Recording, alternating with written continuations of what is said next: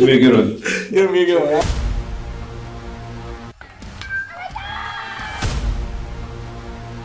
Definitely a different type of process. Cut down or freeze up. Being a coach's son. Jackson, of course, they keep retooling. One stolen base, a hit by pitch. Oh my goodness.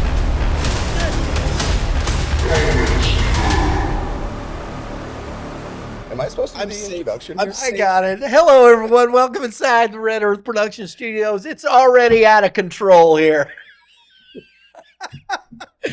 Go ahead, Mitch. I'm going to let you go ahead, bro. You get her done. All right. Well, I'm so excited about this show that I felt that I needed to get all geeked out for this episode. And so I watch too many podcasts, and hopefully you're watching this podcast. I brought some smelling salts for us and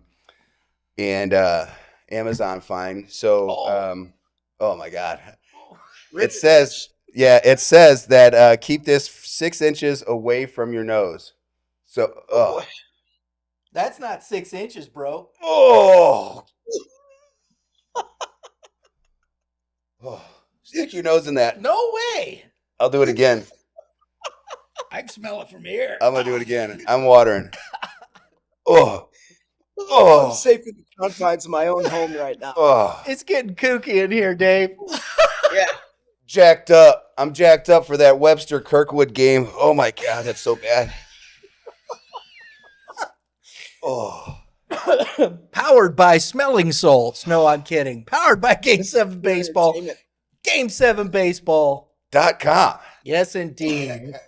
Woo, we're gonna start with our good buddies over at Game 7 Baseball. I always like to start with the young guys. You know, it's always fun. Heck, man, might as well. We can't sing and dance. Mitch might be able to right now. I'm giving all my 14-year-old kids some smelling salts before our Game 7 Super 7. Oh, there you go. There you go. Fire them up, man. Fire them up. Woo! Jeez. Baseball just around the corner. As you can see, got Mitch Thomas, Dave Wiggins joining us today for the show. We're going to reveal our schedule for the upcoming season across the board all the way through the summer. So appreciate you guys being here for this. I'm pumped. Dave, how are you doing over there? You gotten any smelling salts over there, bro? I'm drinking cherry Coke. Nice. Nice caffeinated drink. There you go. I feel like I could easily do 225 for 20 reps right now. That good, huh? I'm that awake. So you kids at home, do not watch Joe Rogan. Jeez. Especially the one with Theo Vaughn, which he's wild. So parents, you can watch it. Oh, man. Man. Hey, we're this close to baseball season, guys. Dave, how you guys looking for tryouts here? Tryouts was awesome. We had a good day one. We were fortunate enough to get out on the turf all day or all afternoon. And then when it got dark, we were even more fortunate to get to use our football facility with the lights for the freshmen. So, I was out there from about 3:30 to 9:30 last night. Got a lot of good work in, so a lot of good things. Should be a fun year. Very good. 3:30 to 9. I asked a lot of other coaches, obviously connected out here in the G.A.Cs, and I was looking at everybody's practice schedules. And literally from time the school was out till about 9 o'clock at night, coaches were trying to get the best that they could because of the weather coming, right? I mean, today's was supposed to be, I think, a little bit worse, but I think it's moving in.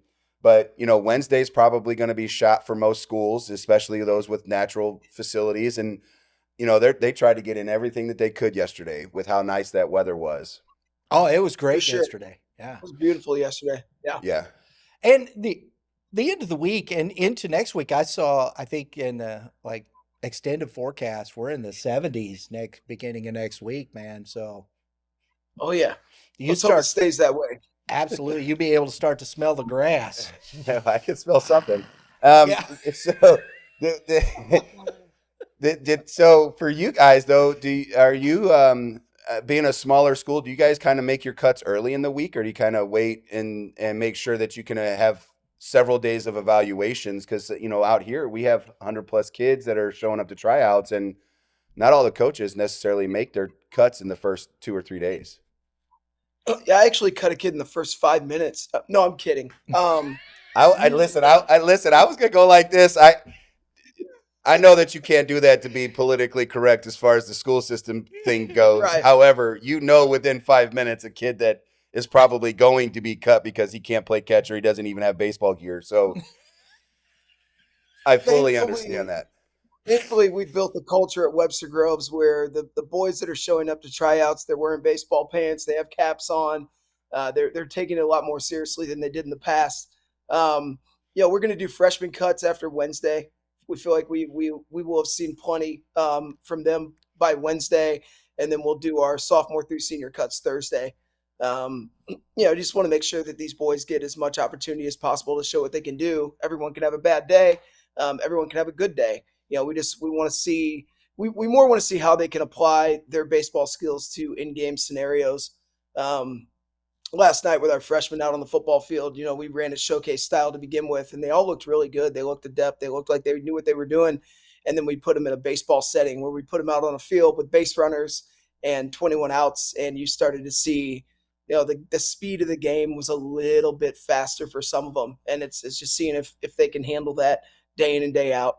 Obviously, there's going to be growing pains with freshmen, but we want to make sure we hold on to freshmen if we see them having a future in baseball at all. So Yeah, I love the projectability and it's as a club owner, director, trainer, I know that you do the same things, and that's the first thing you look at when you take a flyer on a kid. You say, where's the potential? And we have some kids in our program that we kept because they have some high baseball IQ, and maybe they're a little uncoordinated, but when they're 14 and 15 years old, you kind of expect it. And then once they get into the gym and stuff like that and start manipulating the body a little bit, you're starting to see real maturity or the maturation process changes. And um, I always have a couple of kids that are like that. And I love it when it comes to fruition. But man, if it doesn't grow, man, it's like, I got this kid for a year. I know that sounds mean, but at the end of the day, like every team's full of that though, right? I was talking to Shane. Shane was on the show last week, Shane Eames, and we talked about the University of Michigan's coach. He takes a kid that has projectability that might throw 88, but he is 6 foot something and 200 something pounds, and he's not max effort 88. Where a kid that's 92, 93, who's 5'10", 200 pounds, but is max effort, he might not take that as an incoming freshman because there's no real growth. And absolutely, that's got to be difficult though to manage 30 kids that are showing up to your freshman tryouts, which you're going to keep 12 to 15 of those kids or so, whatever your number is. Yeah, with us being a class 5, we had about 20 show up. And we don't want to keep too many to where we're taking away from playing time for a lot of them, but at the same time, we don't want it to be too thin or too small, because we do want to have good numbers for the following year, just to make sure we can stay strong with the freshman JV and varsity program. Yeah, for sure. So I mean, there's every kid out there last night showed me something that I liked, and they also showed me something that I think they could work on. And that's all you really ask. They're out there, they're giving it their best, they're trying hard, they're nervous as all get out. It's day one of high school baseball tryouts for my freshman coach put it best. He's like, this is your last day one of high school tryouts ever. He's like, you guys, it's over. Like, the nerves should be done. Come out tomorrow, have some energy, have some confidence. And I think they will. And we have a pretty exciting freshman class. I'm pumped for those guys. With all due respect, man, if you don't get butterflies every first day out, man, the first one you should. Yeah. God Almighty, I get it every year. Like, even as a coach, I still have butterflies. I get butterflies when I do the shows, our first shows with Y.B.M, and I get out there. I love that feeling. I'm not gonna lie. It's not that I'm nervous. I'm just that pumped and excited. That's why I do the smelling salts. I was gonna say the smelling salts had to help with that. I really want that Webster Groves hat, man. I want that hat. And here it is. Every kid that we're going to be seeing, all these kids, we got a lot of 14U. We live stream our 14U championships with Game 7 baseball, and we got 7 opportunities this year starting in March. We're starting the last weekend in March. It's the 29th and 30th with the spring showdown right out here at the WAC. Oh, Warrenton. Warrenton. Yeah, Warrenton Athletic Complex. I call it the WAC because I like it. It's just sounds better. You It's can the say Western the WAC, Athletic Conference. right? Yeah, that's what it used to be, right? The WAC. So, West. that's where we're starting. We're following up in April. We're going to be out at Edwardsville. We're going to Edwardsville, Illinois this year. We haven't done that before. You guys been out to Plumber Park before? Oh yeah. Well, Plummer. It's a great park. Great park. Now they have high school. They have high school size fields now too. So that's exciting. That has grown over the last couple of years. They've added more fields, correct? Yeah, up until this year, it's been basically 12 and under because the fences are short enough for 12U kids to hit home runs, which is always fun for them. But if you put a 13U team on a 210-foot fence, it's not gonna go well. So I know in talking to some of the area tournament directors, they put some high school size fields out there, so that'll be exciting. Yeah, it was big in softball, 5-6 years ago. It was a big driver for softball because of the size of the fields. Yeah. They actually had one field in the back that was baseball size, but that was more on the lines of a single use kind of deal. So like if one of the tournament providers went out there, they had that park or O'Fallon High School or different high schools and stuff like that. So you would have to kind of play in the area. But I think they added 2 or 3 more baseball fields if I'm correct. Yeah. And they got a lot of ground out there to do it. It's nice. It's real nice.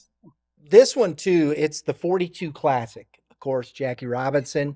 And so on that Saturday, we usually do our stuff. We just go out, do interviews and stuff, trivia and things.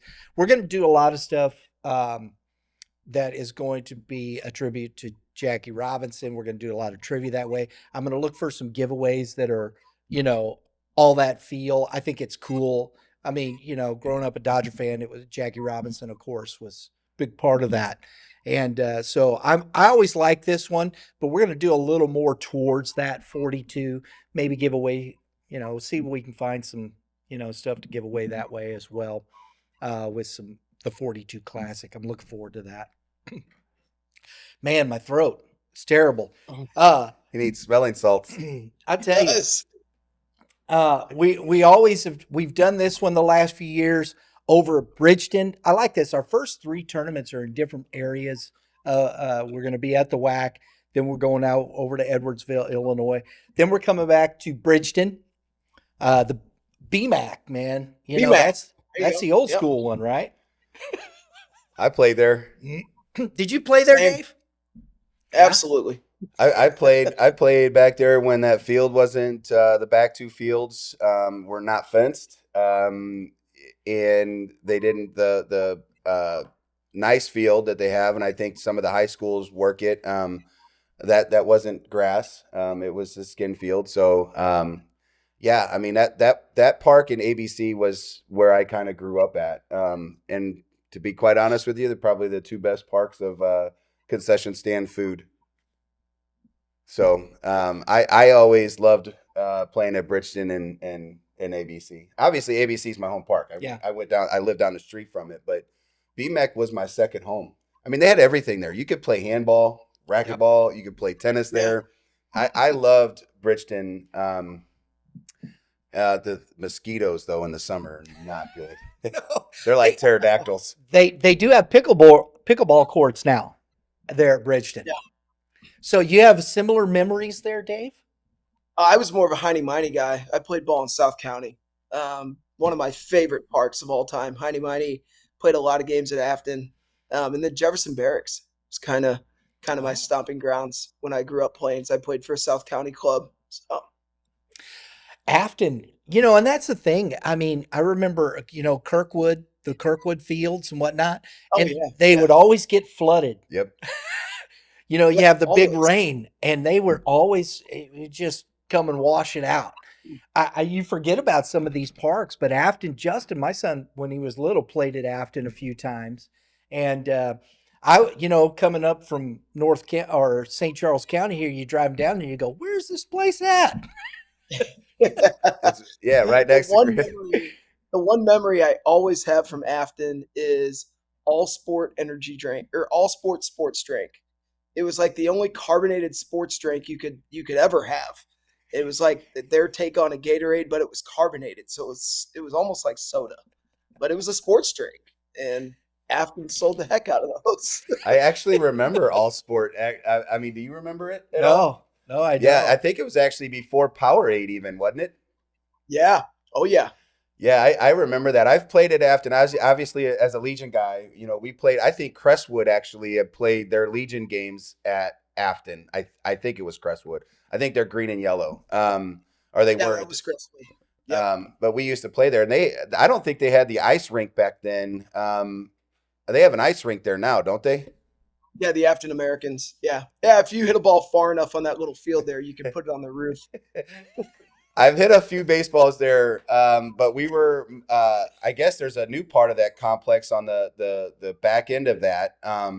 Yep. But where the big, I think most of the fields were smaller up front, but Legion would play kind of in the back, and I parked one, and I put a baseball over both fences, and then I almost hit the right fielder on the other field. It was probably one of the furthest baseballs I ever hit, and I was a sophomore in high school, but.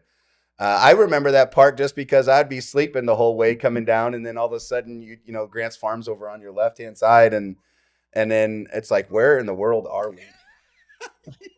and really, it's funny because now I drive so much, and Afton's not that far. No, But as a you're kid, like, man, I swore it took an hour and a half to get there. Oh, I mean, I lived in Webster. Afton was in my backyard, basically. Like, Yeah. Afton felt really close to me. I bet. well, and this is where I want comment below. Tell us about your experience at your favorite park when you was a kid playing ball. I think that's a cool deal. I love that part of it because we've all had those experiences, right? Growing up. There you go. What was the park that you liked the most? What was your favorite park? Please comment below because we got more of this coming here. And Dave Wiggins joining us on the Prime Sports. I forgot my dudes at Prime Sports. Dave Wiggins joining us on the Prime Sports Midwest call-in link. Got to get that in there because they're down in Fenton. There's another park. Fenton has their association. They're all over. Remember, we'll come back to that. We're good. Next, here's one that's going to be. This is going to be fun. We're doing this trip along this. We've got at the end of the season. It's the last week of high school baseball season, so we'll be down. I'm gonna spoiler alert. We'll come back to this, but we're going down to Springfield. We got 2 ball games. I'm not going to say what they are. We got 2 high school ball games that we're doing, and we're staying for the whole week. And then on the weekend, we're going to be at Ballparks of America with Game 7 baseball for the Armed Forces Day Classic. So this is one that's going to be a lot of fun. Looking forward to that. A lot of teams from different parts of the state. So I think there's a couple coming up from Arkansas and stuff like that. So I'm looking forward to that one. That's always fun. I like Ballparks of America. I think they're doing, Paul Satterwhite and his group there. They're doing a great job. They're upgrading the park. It's fun. They just put out some new deals. Have you've been down to Ballparks? We're going in April 4th or 5th and 6th. We're going for Game 7. Oh, there you go. Dave, have you guys taken your group down there? We've taken teams down, and we are again this year with Game 7. I personally have not been down there. Just been coaching the older ages for the last few years. Right. But I hear nothing but awesome things from all of our coaches, our teams. Like everybody loves it down there. Absolutely. I like going early because it's not as crowded yet, Right. and so traffic isn't terrible. And anybody that goes, and this was a recommendation on this show probably 3 or 4 years ago when Dave told me to go to Level 2 Steakhouse that's in Branson. So if anybody that's going down to Branson, including yourself, Level 2 Steakhouse. Hey, Highly recommend. He just recommended we could use a free meal while we're down there. Level 2 Steakhouse. I'll use a free beverage. I'll pay for my meal. I want the bean and barrel. Oh, man. So that's coming up. The big one here, I'm looking forward to this. We did this. This is the first year we're doing this. And I didn't see RBC. Did you guys get in, Dave? I invited you. You're 14U. I got to go back and look. we're in the process of trying to get that ironed out. When you told me we get our scheduling done really early, I figured. and it was one of those deals where I had to reach out to coaches and say, "Hey, do you want to switch this for this?" And you know how that can be And sometimes. and if they don't, that's cool. I get it. It is what it is. But nonetheless, our first we're doing the Super 7 Invitational uh, Youth Baseball Midwest. It's all 14U out at the WAC. It's May. We're doing Friday, Saturday, Sunday. We got 3 days of baseball. We currently have 25 teams signed up for this. It's open. We got AAA, AA, don't matter. Come play baseball. We have some really good baseball teams coming up from South County, Mineral area down in Ozark, across. Got a couple Illinois teams coming down from the north. So we're getting a good flavor from across the state. I'm very pleased about this one. First time we've done this, and we'll have 2 days where we're going to just set up and just get to know the kids. And I love this part because we're going to get to see all these kids. As you know, these freshmen, this is what it is. These are the 14-year-olds that we want to see that are going right into high school baseball. And, you get a chance to see them at 14 before they head that way, talk to them, meet them, maybe identify a couple kids that just go, oh, wow, that kid's going to be fun to watch in high school. And so this is very exciting for us. We're really pumped up about this one. 3 days of baseball. We haven't done that one before, so I'm looking forward to it. I know that we're in it with our group and looking at that being in an open tournament. We're more of a AA club. We'll be ready to play baseball, but and that's what it's about. I got the wins and losses. I know that I don't coach to lose games. I want to make sure we compete the hardest that we can and improve. But I like the mixture. It is a little from all the areas, and then some top teams are in it, and I think it's going to be a blast. And being that I was coaching high school before, high school ages as well on the summer side, and then coming back down to 14U, it helps me see the growth of the high school sport too. Yeah. And I'm excited to be a part of that, both, on the field and then hopefully step in with you guys a little bit, when we're not playing, because, Warrenton's in my backyard as far as where I live. And, we got family and friends out there. So I'll probably be at the park all day. I'm excited to see some good baseball because I think it's going to happen. And it's kind of towards the end of the youth season. Not really, because it's kind of mid-May or whatever. But for me, I go into the high school summer, right after that. So it'll be a nice lead into my high school group. So I'm excited for that Super 7. Absolutely. It's loaded. Absolutely. I think it's loaded.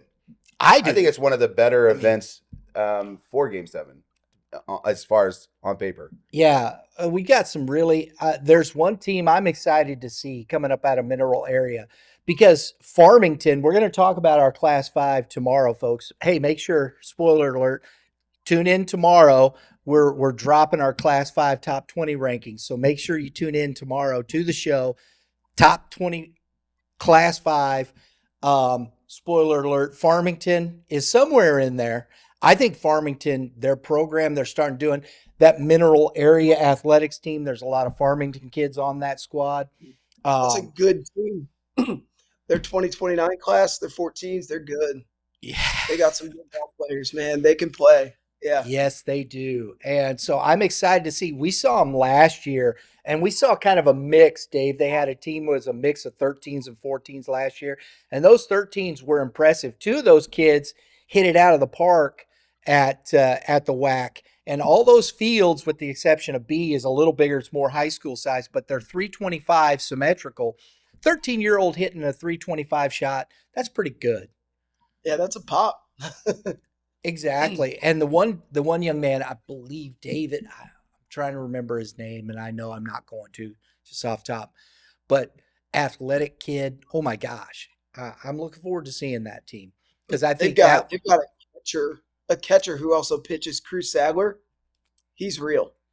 he's been up to 80-81 off the mound already as a 13-year-old, and he's got a cannon behind the plate and he can swing it. So he's one that he'll be making his mark at that Farmington High School program in no time. There you go. See, that's woo. I'm going to ask for a BB core in his hand. I thought about doing this at Wood Bat with these kids, but I was like, nah, I'm just going to let it alone. We'll let them swing it. We'll have some fun and just not worry about it, right? It's all right. Everybody's on the same playing field. There you go. 60 feet. So 6 we're inches. pumped up about that. May 30th, 31st, June 1. Then, of course, always the big one, the World Series. June 26, 27, 28, and 29. We'll be out at the WAC for that. Looking forward to it. The World Series is always fun. You got the Cardinals parade around. We got some really good teams coming again. 14U, Midlands, his Sereno's team, the Midland, Tennessee Premier. I'm looking forward to that. They're coming up from Nashville. Out of there. O'Fallon Bombers, the O'Fallon, Illinois squad. They're also in the Super 7. We're going to see them again at the World Series. The U.S. Nats, St. Louis Naturals are going to be there. Top Tier from Springfield's coming down for the World Series. So I haven't seen that club before. Do you guys know a little bit about Top Tier, right? Yeah. Based out of Chicago, but they're kind of branching out now. They've got a Top Tier Indiana, Top Tier Springfield. When I first started doing this in like 2009, 2010, 2011, Top Tier was maybe the premier organization in the Midwest. I remember running PBR showcases and working with some of their guys closely. And their top 17U team was all Power 5 commits. Their second 17U team was all mid-major commits. And I challenge you to find me a second team anywhere in the Midwest that has a bunch of Division I commits on it anymore. And this is not the case. So Top Tier was really, really good, and they're still outstanding. They're a great club. They branched out a little bit, so I don't know too much about the Springfield group. But the ones based out of Chicago and Northern Illinois they're tough. Yeah, don't they mimic kind of the Minnesota Twins? The T's, yeah. Yeah.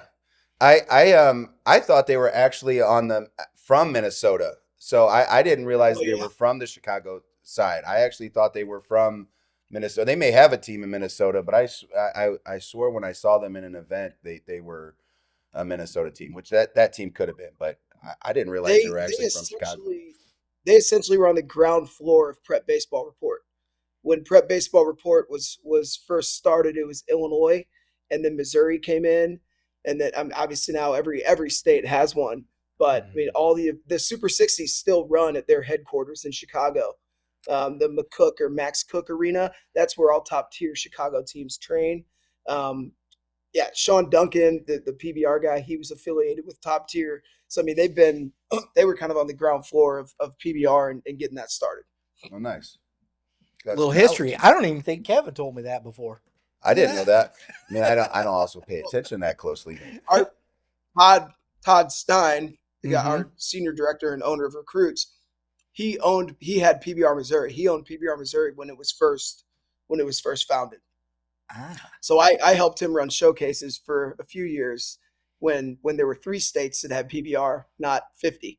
It was a little bit different back then, but the format was still very similar. Actually, it's kind of funny. Interesting.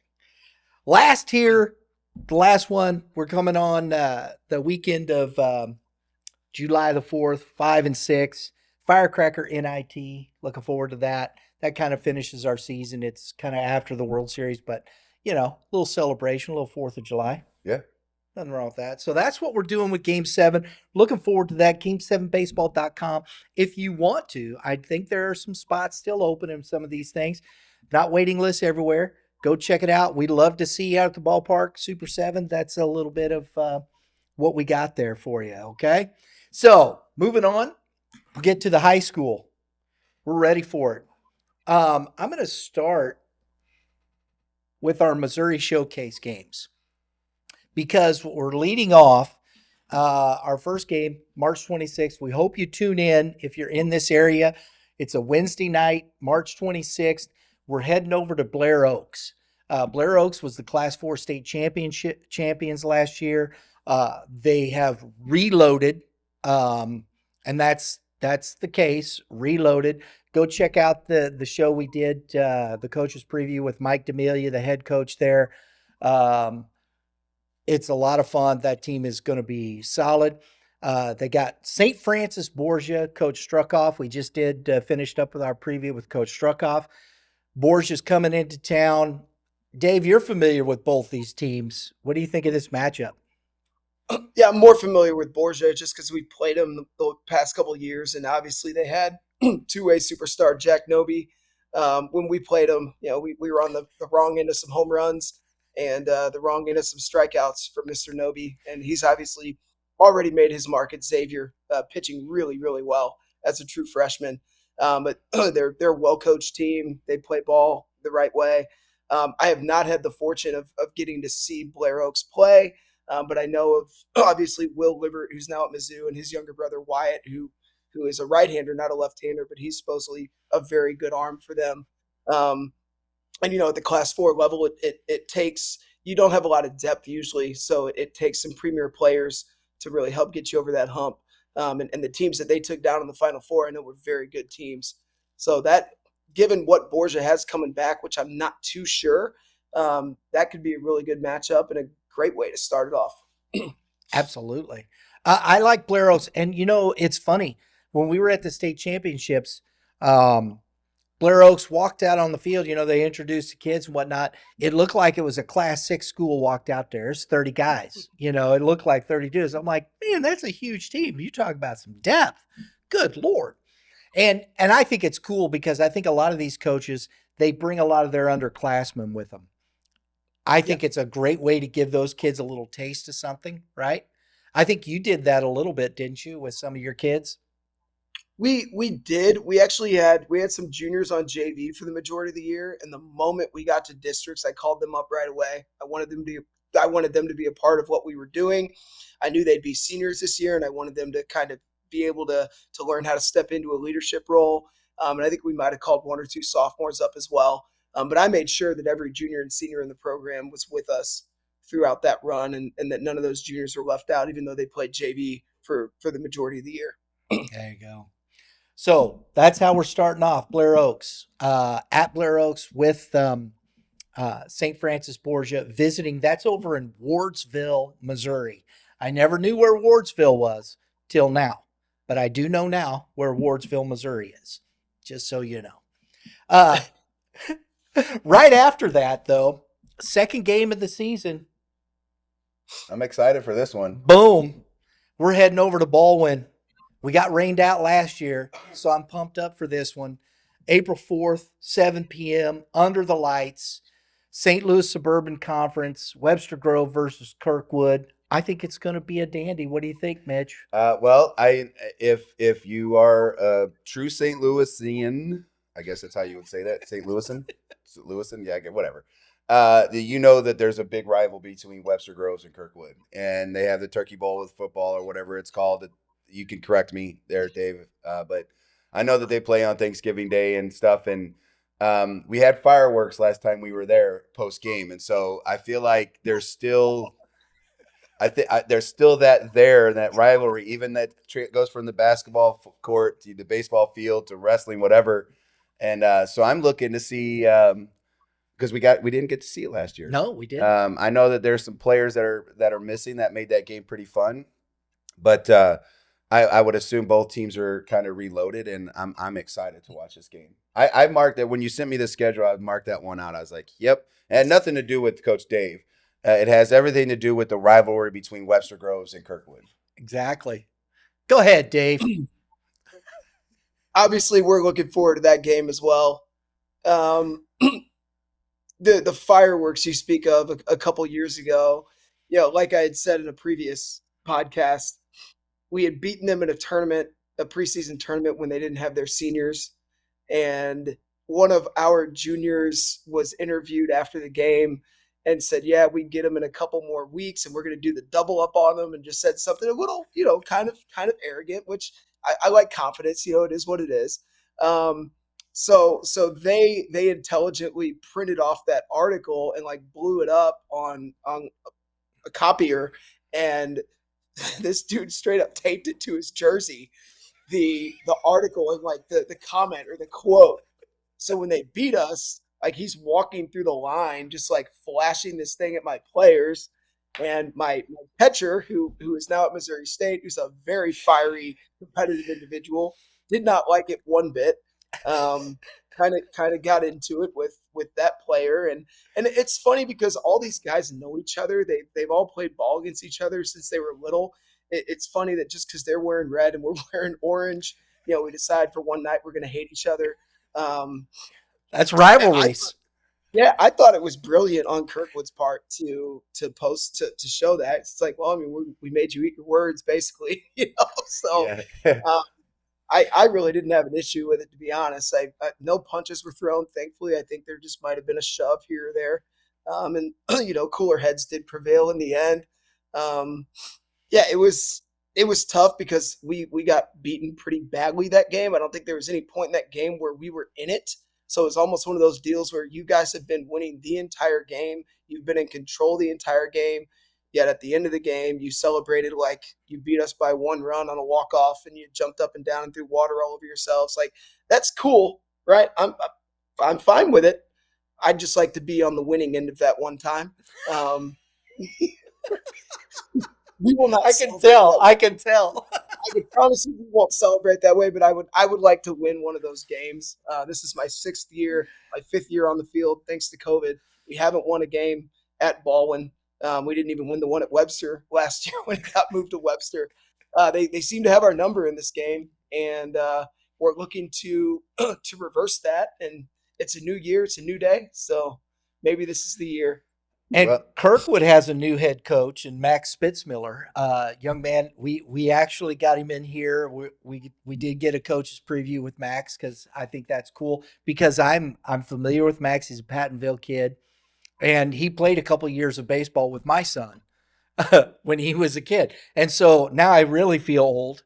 And but it was cool. It was kind of a little surreal. Here's this young man that I watched play baseball as a little kid. Now he's a head coach over at Kirkwood High School. So I think these things are cool. There's a lot of for me especially coming into this game with Dave being such a part of what we're doing here at Youth Baseball Midwest and some of the things he's done with us.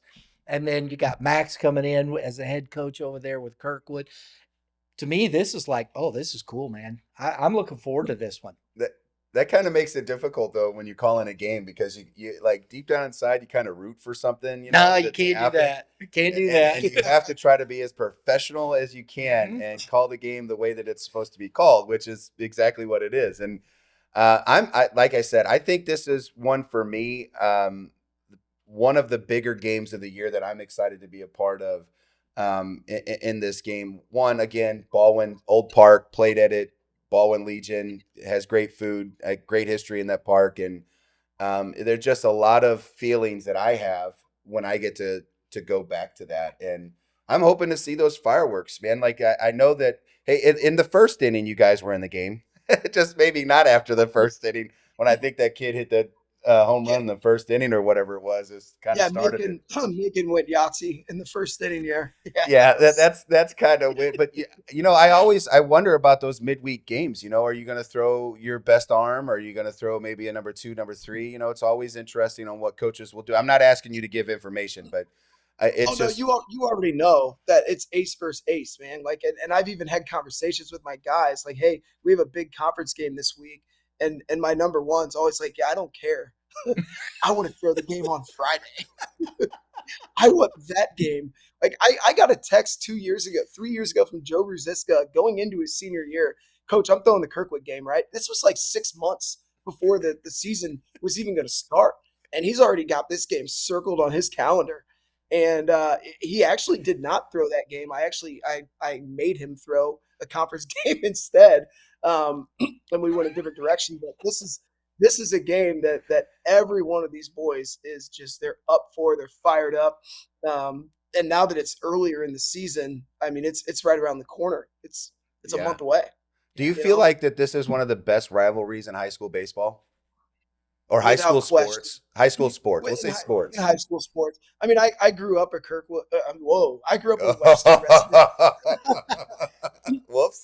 I grew up a Webster resident. I was a student during the Spirit Weeks. I was a student during the Friendship Dance. I was a student during the Turkey Day games. And when I went to Webster, we were really good at football, and we would beat them, and we would have the bell on occasion. we would be the one that was going to state where they wouldn't be, and we'd have to play our JV guys. So it's kind of like flip-flopped over the years, where now Kirkwood is a football power, and we're competitive, but we're rebuilding. We don't have quite the enrollment that Kirkwood does. And in the past, it didn't seem to be that big of an issue for sports. And in basketball, we're still very, very good. We could be class 2 in basketball and still find a way to be one of the best basketball teams. But yeah, it's Kirkwood's got us. They're class 6, we're class 5. They have more athletes, more kids, but we don't care. Like we feel like we're on an even playing field, and we want to go get them every chance we have in any sport. And yeah, it's the oldest rivalry, I believe, west of the Mason-Dixon line. There's been books written about it. It's a really, really cool rivalry. And the guy who wrote Black Hawk Down, I believe his name is Mark. I can't remember Mark's last name for the life of me. When I was a student, he came and did a huge article about our rivalry, the Turkey Day game, and it was a big production. So yeah, it's a big deal to us. And we would love to be on the winning end in football and baseball, and we're going to work to make that happen. Well, we're going to be there, and we're going to call that game, and I'm excited. Yes. So let's look at the rest of them. We'll pick out a couple here. After that, I feel a little let down. I'm like, there's nothing else to go. But it's Sweating, man. I'm sweating already. I got April 4th, man. Here we April go. 4th. Right after that, though, that very next day, weather permitting, we will be live streaming the Midwest Classic Championship game. Because the Midwest Classic is going on that same week, which is one of the big tournaments, Francis Howell. And that next day on Saturday, we will be live streaming the Midwest Championship game. So there you go. Then from that championship game, we're headed to Blue Springs, Missouri for Lee Summit West and Blue Springs. Blue Springs is Class 6 state championship. Talked to Coach McElliott. I said, you got on Monday, April 7th, you got Lee Summit West coming in, which I think is just loaded. And we're going to be there for that game, kind of celebrate that Class 6 championship, but yet see what's going on over in the West Side.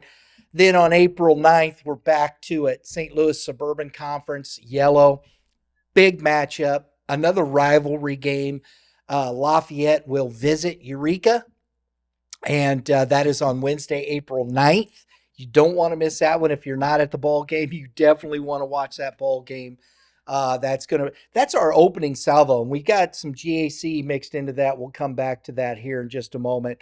And then on April 17th, first time we're heading down to your stomping grounds, Dave, Oakville. We're heading down to Oakville. They got a game against Parkway Central. So Parkway Central is always a tough team. I'm looking forward to that matchup. That is Thursday, April 17th. And then on Thursday, May 1st, we'll be at Seckman for their game against Parkway South is visiting Seckman. I'm looking forward to that. We got Coach Hagedorn. We got Coach Draghi. We got Coach DuPont. We're hoping to get Coach Strum on from Oakville, but all these coaches are coming up. Make sure you're paying attention. Hit the subscribe button. Hit the dinger next to it. Notifications. We got all these coaches coming up talking about their teams. We over the next couple weeks heading into the season. I'm getting pumped up. I'm fired up, man. It's baseball season's right around the corner. We finish on Thursday, May 8th at CBC with DeSmet. Another big rivalry game there, the MCC. This is going to be fun. We talked with Coach Mason Horn. We've talked with Coach Canavan. So be looking at Coach Canavan. I love it. He's so understated. Coach Canavan, he just calm, cool, collective dude, man. He's so fun to talk to. Just a brilliant baseball guy, though. Really is. Then, as we said, the last week of the season where we're going to be down with the Springfield and whatnot, we're going all the way down to Webb City. Andrew Donig, Class 5 school. Watch out for Webb City. I think they're going to be fantastic. We'll be talking about them a little bit tomorrow. Taking on Joplin. So we're going down for Webb City. Joplin's visiting the Eagles there. That should be a good baseball game there. That's on Tuesday, May 13th. Wednesday, May 14th, we're going down to Branson, the Branson Pirates, taking on the Willard Tigers. That is a rematch from last year's district championship game that Willard won, I think, 2-1. So that is our Missouri Showcase schedule. Anyone that stands out there for you, Dave? Whew. That's a heck of a lineup. That's a heck of a lineup, man. I just the Eureka Lafayette. You got a team that was in the state championship game, and then you have a team that's picked by many to possibly go to that game this year. Eureka couldn't have more arms to throw out there. Lafayette's got arguably could be the best player in the class of 25, and Michael Callahan. They got a great pitching staff with a lot of veteran. Even though a lot of them are juniors, they've got some veteran innings under their belt. That's going to be a fun one. And like Webster Kirkwood, there's a lot of emotions that come out in those Eureka Lafayette games. A lot of those kids play ball with and against each other in the summer and growing up.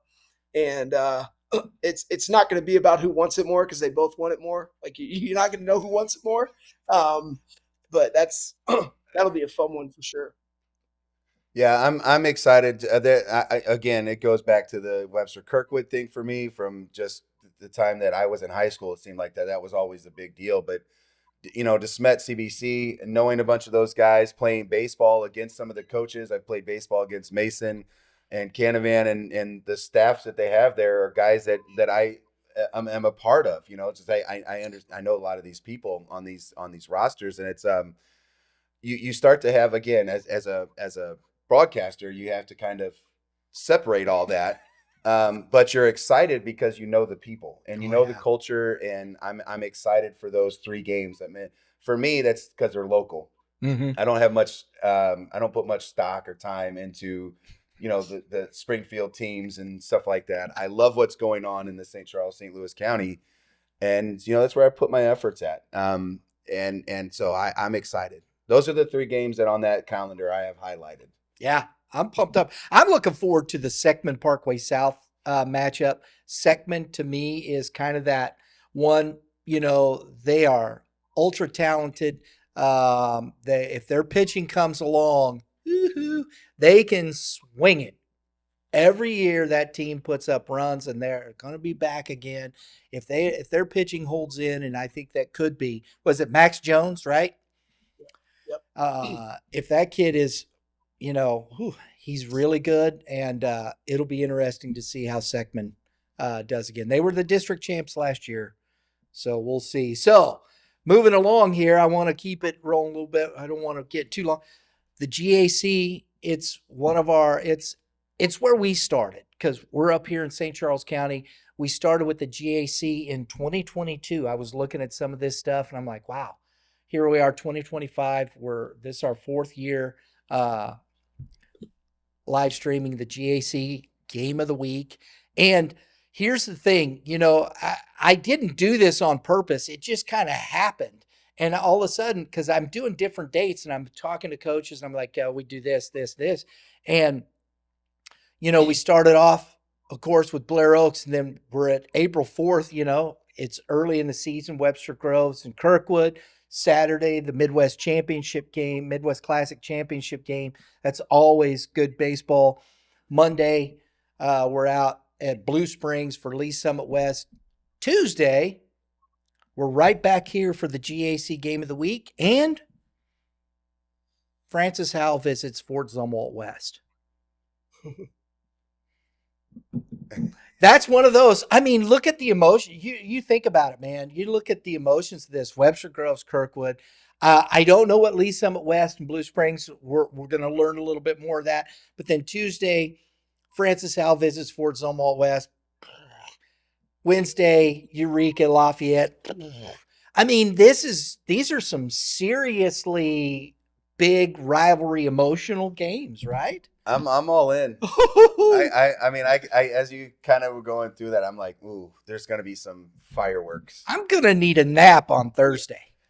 I might need some Xanax because I know some of the stuff that happens in the dugout's not my cup of tea. So I'm like, I can't wait to have my headphones on so I can just watch the game of baseball and tune out some things. But it's all over the place. It's and again, it goes back to like kind of what Dave was talking about earlier is these guys play with or against each other their whole lives. And whatever they do when they put on that high school uniform, this is what I love about high school baseball.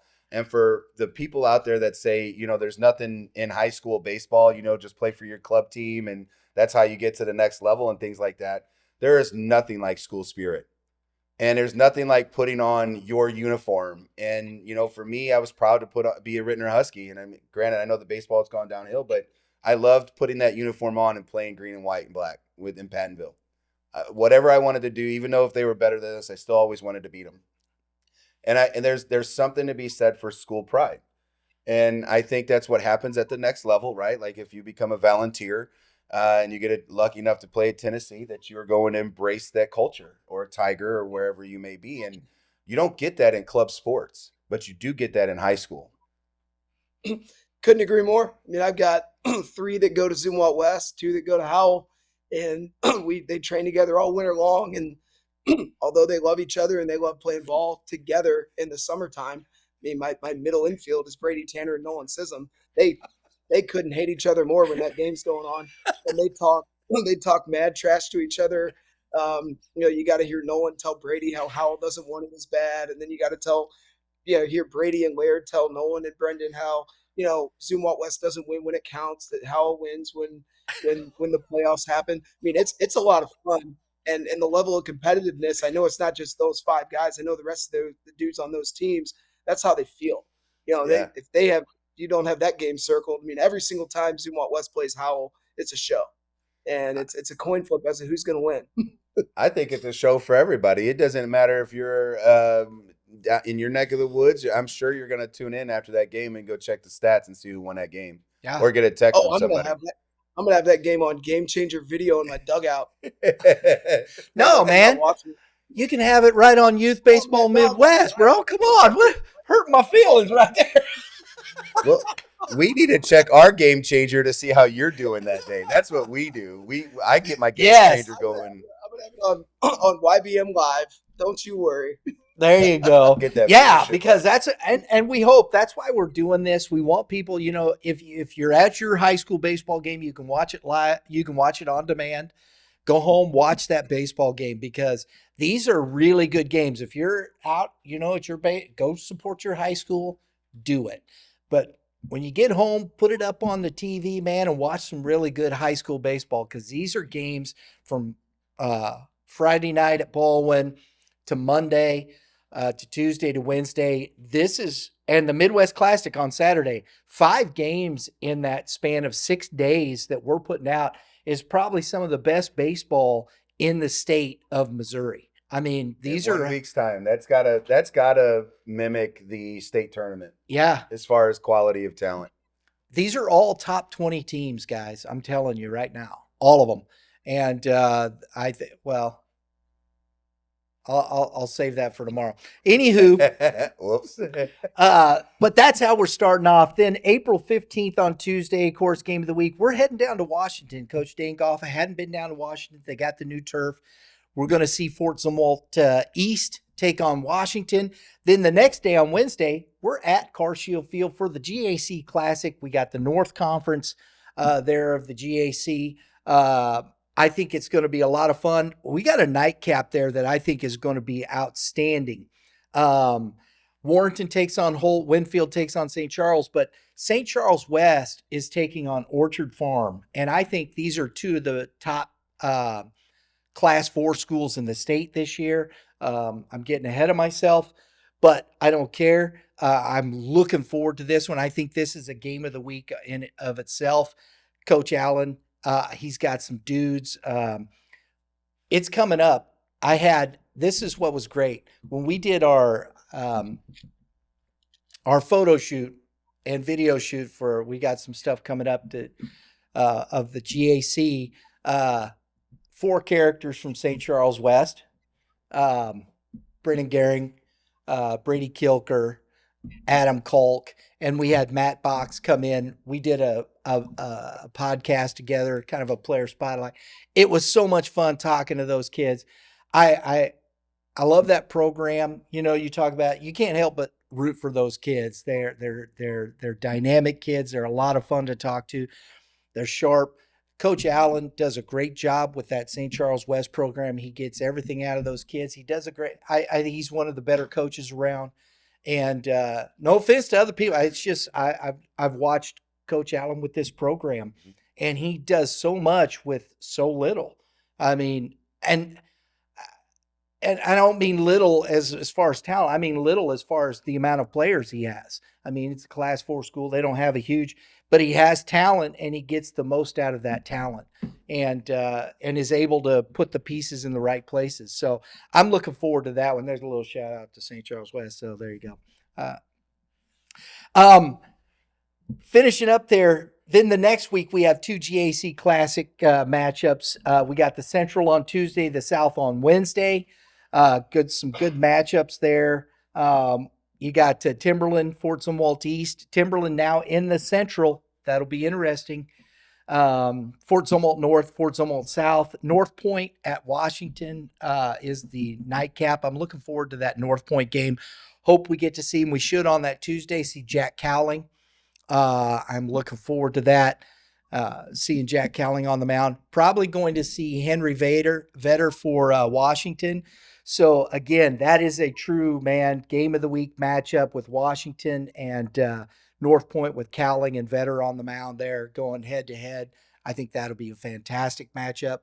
The G.A.C. South the next day, Hal North, Liberty at Hal Central. I think that's an interesting matchup because those are two teams right there in that South that they got enough talent, but can they overtake a Hal or a Zumwalt West? I don't know. It'll be an interesting matchup there.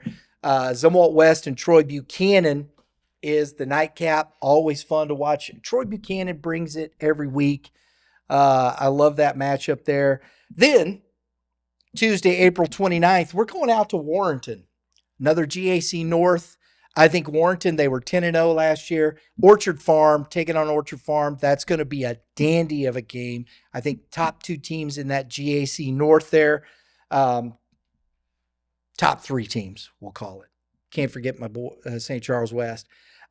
We finish off at Francis Howell Central. Coach Beckman, I like that squad a lot. They got a lot of young people. Listen, folks, I saw Cooper DeManuel at this last PBR event, last prep baseball event, the Invitational.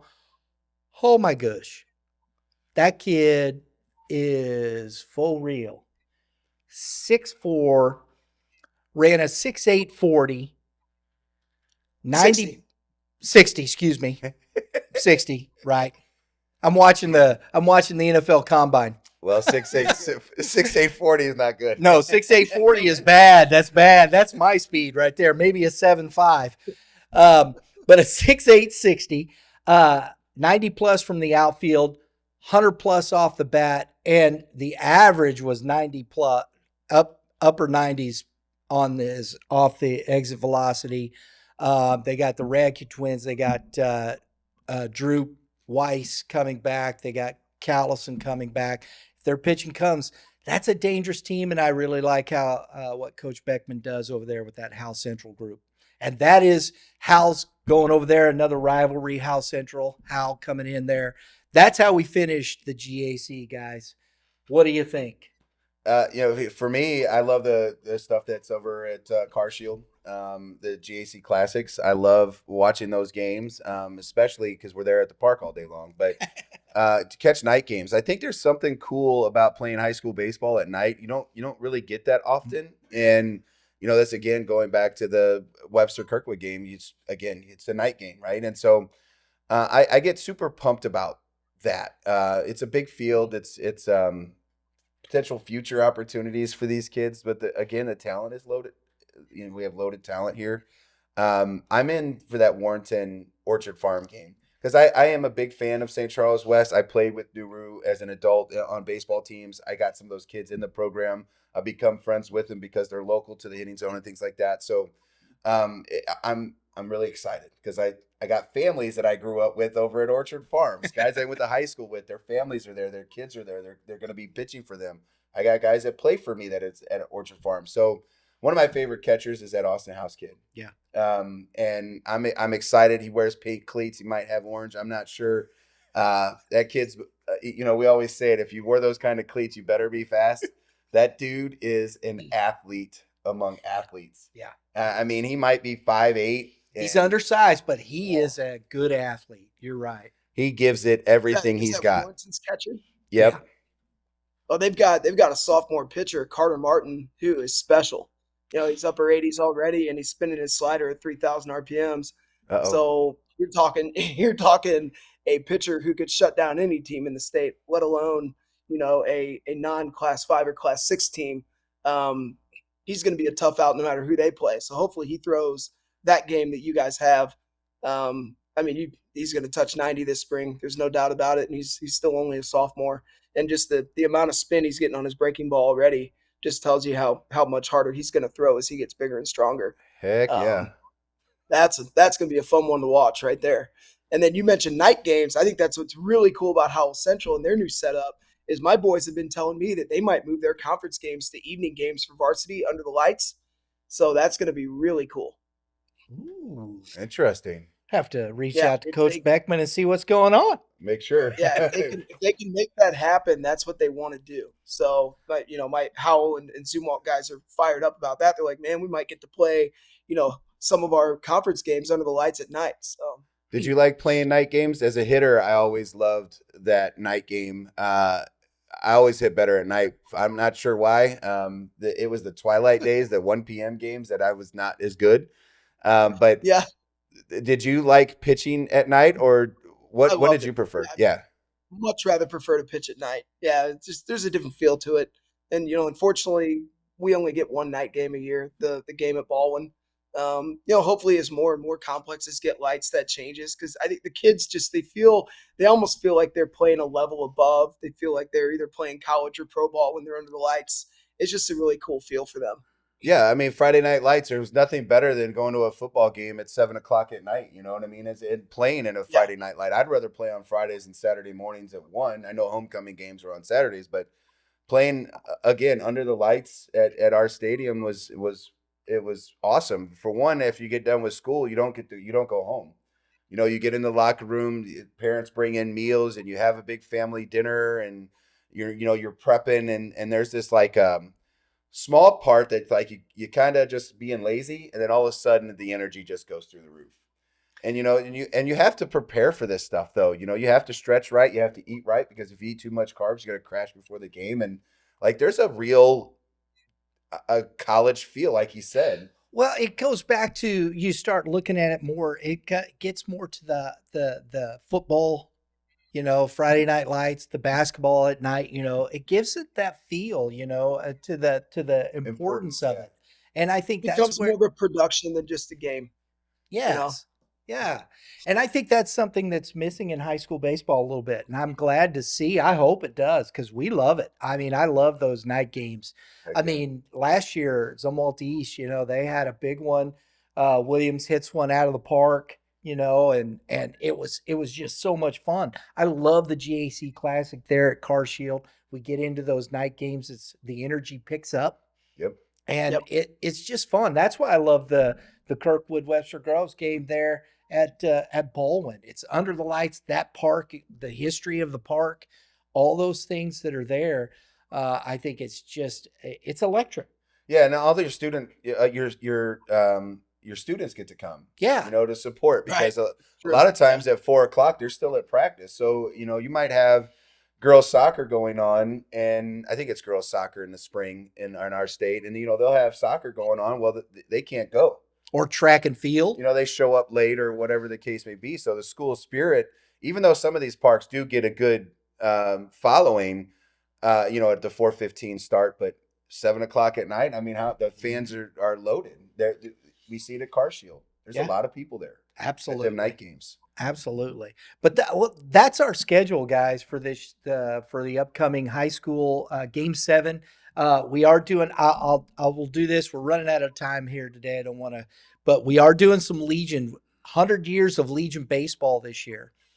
From 1925 to 2025, celebrating. We're going to do the Centennial Games out at the WAC. We got some good stuff. Sedalia, Washington, Alton, the guys from Alton. That's a good program over there in Illinois. And Alton High School is one of the better high school teams over there. So we're going to see some Alton guys coming over playing Ellsbury. Got Kirkwood and Jeff City going up. There you go. There you go. Kirkwood Legion. Growing up. How old are you? 38. I was a 04 grad.